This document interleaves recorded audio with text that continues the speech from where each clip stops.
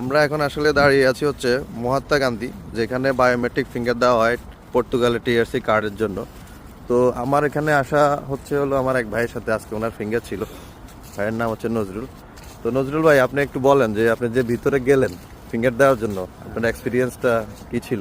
আলহামদুলিল্লাহ, এক্সপিরিয়েন্স তো ভালোই ছিল, কারণ এখানে অনেক সিস্টেমেটিক ওয়েতে ওরা সব কার্যক্রম সুসম্পূর্ণ করে।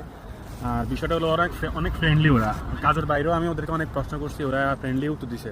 কোনো বিরক্ত ফিল করে নাই তো? কোনো বিরক্ত ফিল করে না। আমি মনে করি যে আপনারা মানে যদি ওদের সাথে ফ্রেন্ডলি কথা বলতে পারেন বা ওদের সাথে ইয়ে করতে পারেন, তাহলে কোনো সমস্যা নেই। কথা বললে ওরা কথা বলে।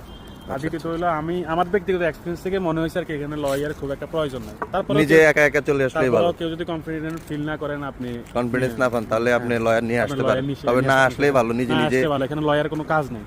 আর আরেকটা ব্যাপার আমি বলতে পারি, সেটা হলো আপনারা ডকুমেন্টস পাল্টান